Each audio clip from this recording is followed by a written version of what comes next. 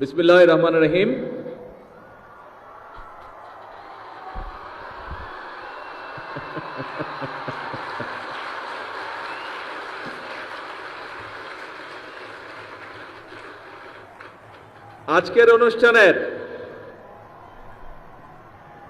আজকের এই নতুন করে স্পোর্টস অনুষ্ঠানের চিফ গেস্ট কারা বলেছি আমি? এই যে গ্যালারিতে ছোট বন্ধুরা বসে আছো, তোমরা হচ্ছে আজকের অনুষ্ঠানের চিফ গেস্ট। আর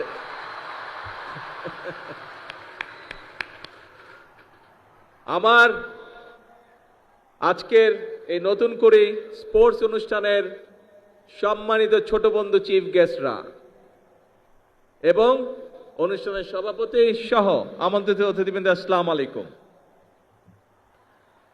আমার কাছে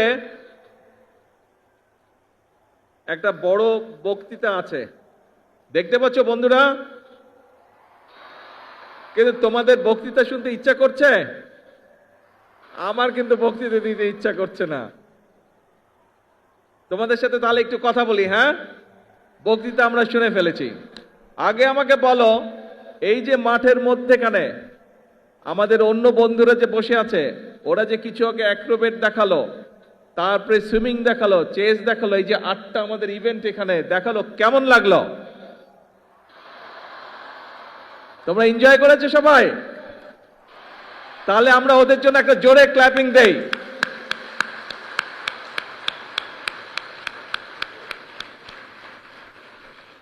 এখন এই যে আজকের এই অনুষ্ঠানটা, এই যে নতুন করে স্পোর্টস, এইটার আইডিয়াটা কিভাবে আসলো সেই গল্পটা আমি তোমাদেরকে বলবো। বেশি বড় গল্প না, ছোট গল্প। শুনবে?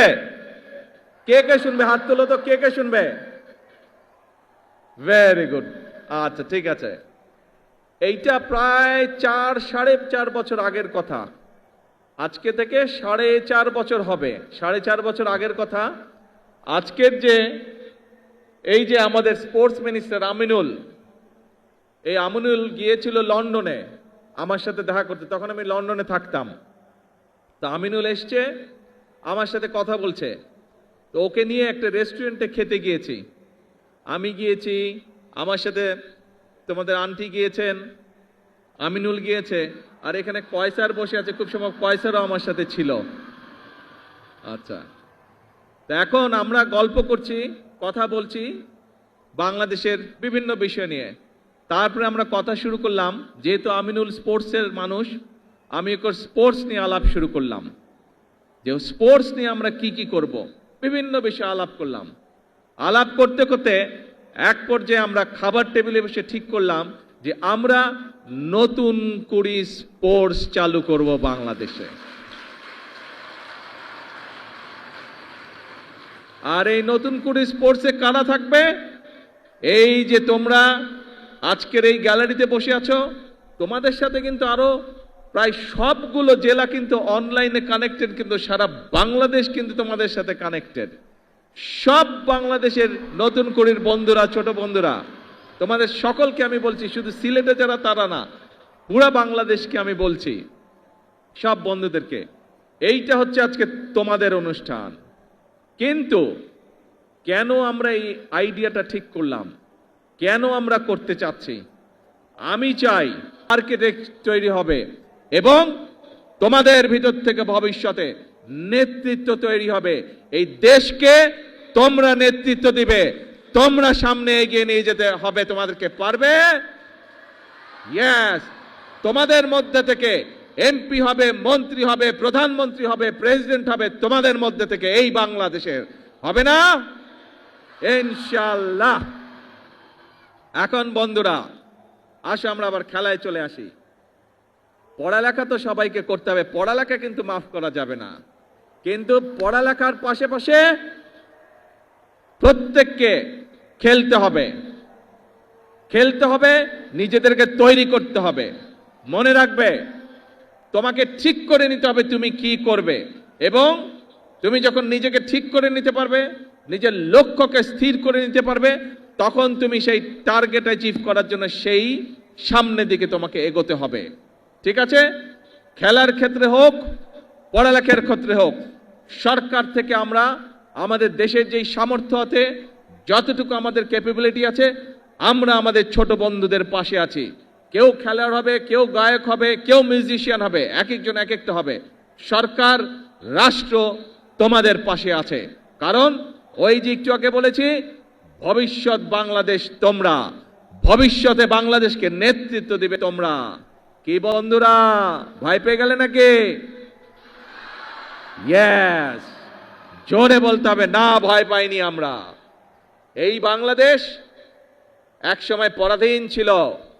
আমাদের পূর্বপুরুষরা এই বাংলাদেশকে স্বাধীন করেছে, যুদ্ধ হাতে, অস্ত্র হাতে যুদ্ধ করে স্বাধীন করেছে।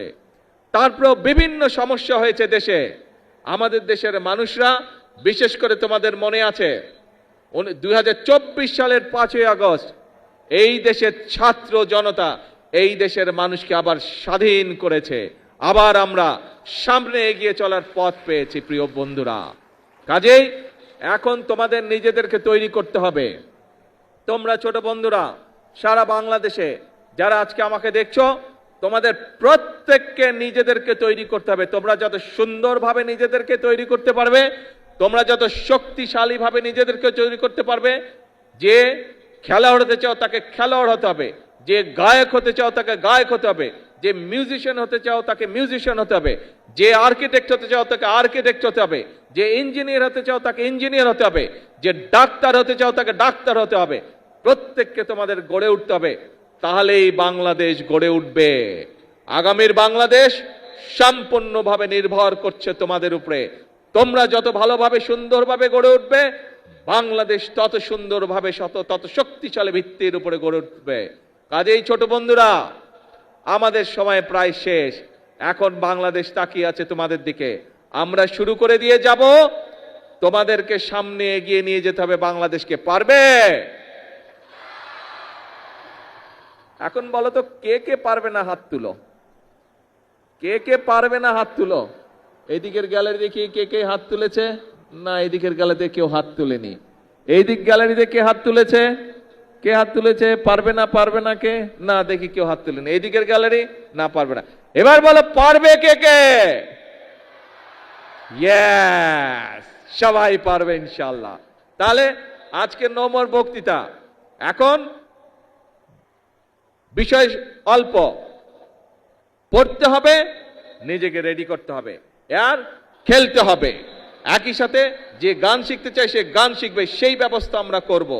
যে মিউজিশিয়ান হতে চায় সে মিউজিশিয়ান হবে, সেই ব্যবস্থা ইনশাআল্লাহ আমরা করব। যে খেলতে চায় সে খেলোয়াড় হবে, সেই ব্যবস্থা আমরা ইনশাআল্লাহ করব। ঠিক আছে?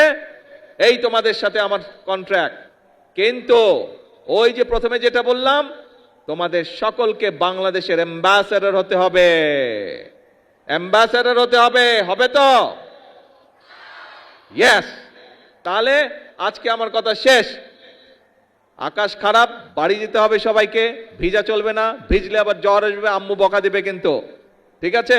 ভেজা যাবে না। আমরা অনুষ্ঠান শেষ করে দিব তাড়াতাড়ি, সোজা সুন্দর বাড়িতে যেতে হবে। ঠিক আছে?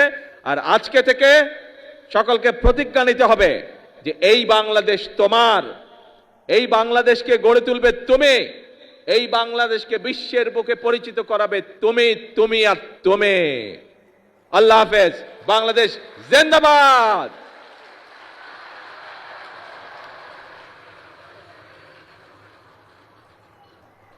ছোট বন্ধুরা, আনুষ্ঠানিকভাবে এখন তোমাদেরকে সাথে নিয়ে আমরা নতুন করে স্পোর্টস আনুষ্ঠানিক উদ্বোধন ঘোষণা করলাম।